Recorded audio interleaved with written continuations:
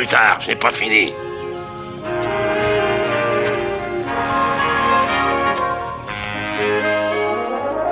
Tu es un garçon travailleur, Michael. Je vais faire de toi un apprenti relieur.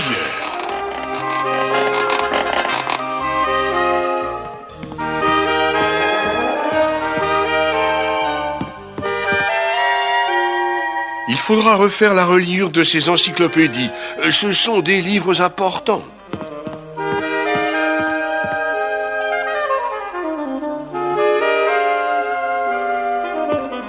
Alors, Michael, tu n'as pas fini les reliures? Oh, pardonnez-moi, monsieur, mais je suis tombé sur un article sur l'électricité. C'est, paraît-il, une sorte de vibration, comme la chaleur. Je crois surtout que personne n'a encore compris ce que c'est. Et toi, tu crois mieux comprendre? Non, mais je pourrais essayer. Ah! Écoute, Michael, tu peux lire tous les livres qui t'intéressent, mais il te faudra rester tard le soir pour finir le travail. Oh oui, monsieur. Merci, monsieur.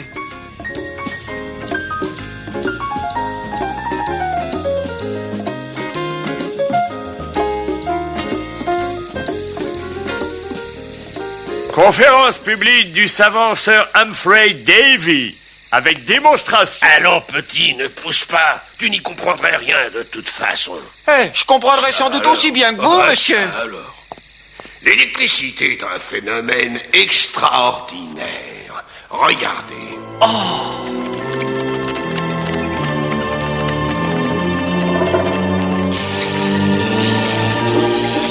Tout cela est encore bien mystérieux. Mais mes expériences vont permettre de mieux comprendre le phénomène. Là, voilà. Comme ça, là, voilà.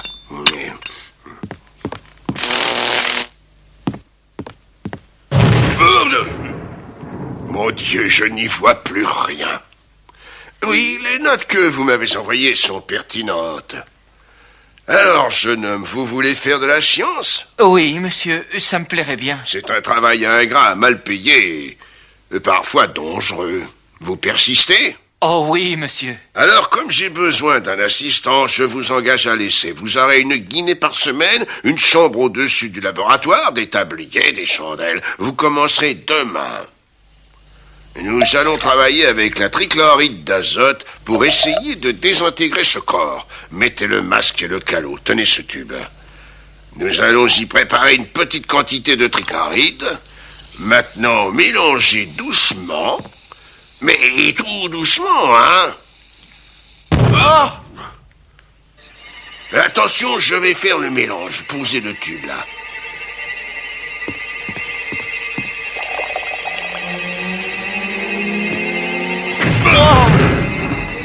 Cette fois, on devrait y arriver. Nous allons augmenter la quantité. Bien, monsieur.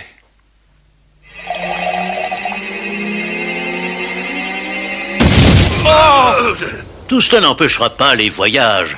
1814, l'Italie, Rome. Et que ce sont des torpilles, ces boissons qui fabriquent de l'électricité. Je peux toucher. Funny, very funny. Nous allons étudier cela, monsieur Faraday. 1820, le Danemark. Un savant, Ørsted, va faire une expérience qui va changer la vie de Faraday, mais aussi celle de l'humanité tout entière. Il y a un rapport entre le magnétisme et l'électricité. Regardez cette boussole, elle pointe vers le nord. Si je la déplace du doigt, elle revient vers le nord. Mais si je la place au voisinage d'un courant électrique, le courant passe. L'aiguille dévie. Vous voyez, elle tourne. Plus j'approche le fil de l'aiguille, plus celle-ci se détourne du nord. Mais et si l'électricité et le magnétisme étaient les expressions d'une seule et même force? Oui, ça pourrait être ça. Mon Dieu, je suis en retard. Vite, je me dépêche.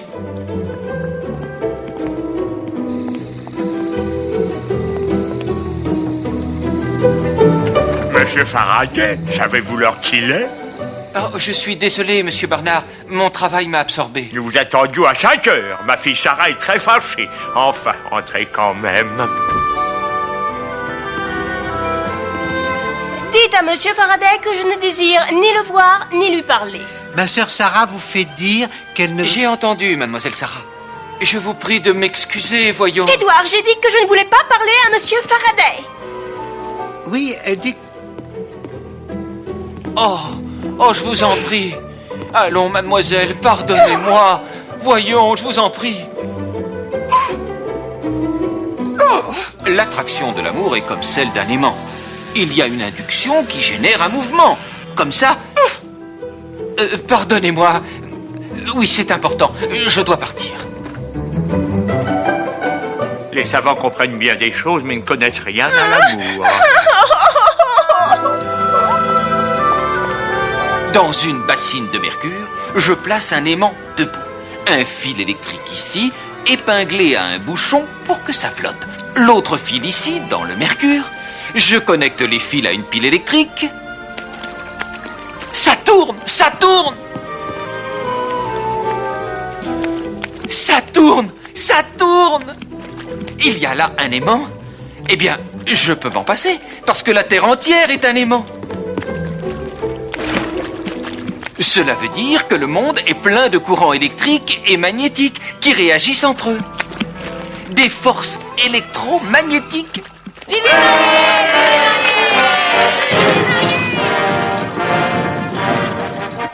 Michael, le dîner est presque prêt.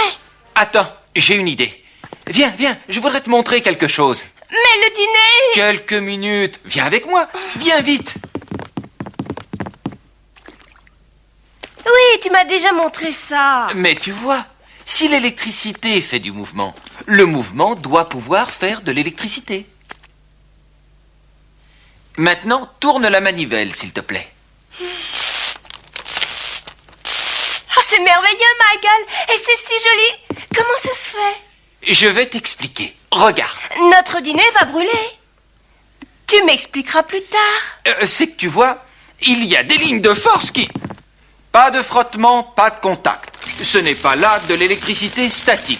Mais le mouvement de l'aimant crée un champ de force qui produit de l'électricité. Mon petit Mike, croyez-vous vraiment que, voyons, sans aucune culture scientifique, sans rien comprendre aux mathématiques, vous puissiez faire une telle découverte? Mais pourquoi?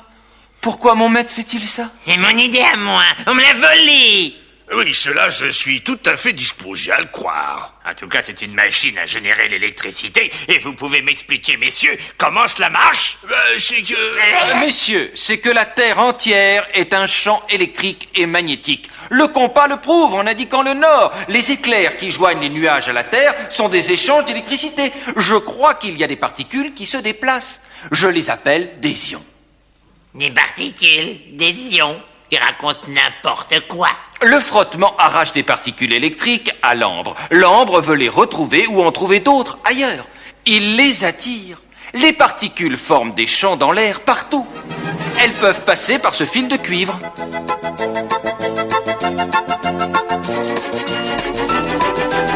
Qu'est-ce qu'on a à courir comme ça, comme des dératés, hein? On est des ions. Tous ensemble, nous sommes un courant électrique. Nous, on est des ions négatifs. Les gars. Parce que y en a d'autres. Ouais, des positifs, des filles. Et elles font quoi, les filles? La même chose que nous, mais elles vont dans la direction opposée. Tiens, regarde. Oh, t'as raison, ouais.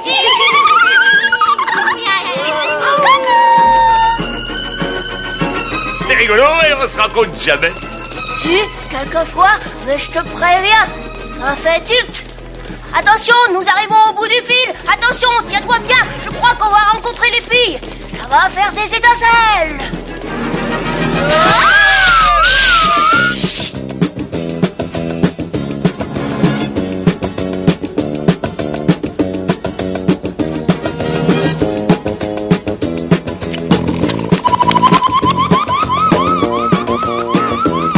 Hurrah! Je tiens l'induction d'un courant électrique. Oui, cela n'a l'air de rien. Mais ce disque qui tourne à travers les lignes de force d'un aimant, c'est une des plus grandes inventions de ce siècle. La première dynamo, qui sera vite suivie par d'autres d'ailleurs. Oui, maestro, on a bien compris que l'électricité donne la lumière et tout ça. Mais qu'est-ce que c'est au juste l'électricité?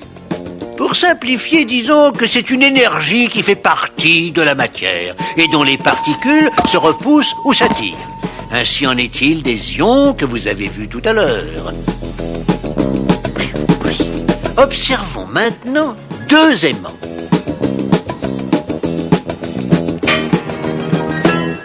L'électricité, c'est aussi une sœur jumelle de l'éclair, de la foudre. Mais domestiquée, elle a besoin d'un fil conducteur. Maestro, dites, c'est grand comment ces ions? 1 million de ions, vous pouvez imaginer ça? Bah oui, enfin, oui, à peu près, on croit. Et 1 million de fois 1 million. Vous voyez toujours? Bah pas trop, non, c'est difficile. Ah. Eh bien, 1 million de ions, cela fera une toute petite tête d'épingle. Mais s'ils sont si petits, Oui, je t'écoute, Psy. à quelle vitesse peuvent-ils se déplacer? Oh, à peine à la vitesse de la lumière.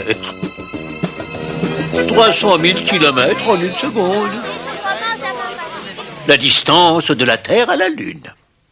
L'électricité, à dire vrai, personne n'y comprend grand-chose. Pas même moi. C'est vous dire. Alors je préfère imaginer que c'est une fée. Hein? Qu'est-ce que... Que c'est une force divine que l'homme a libérée de la matière. Oui, avec Faraday, c'en est fini de l'univers de Newton, des corps qui subissent une attraction mutuelle. Le monde va devenir un champ de force productrice d'électricité. C'est à lui, à des hommes comme lui, que nous devons notre énergie électrique, sans laquelle notre monde ne serait pas ce qu'il est. Ne croyez-vous pas qu'il mérite un grand bravo, ce Michael Faraday, fils inculte de forgeron?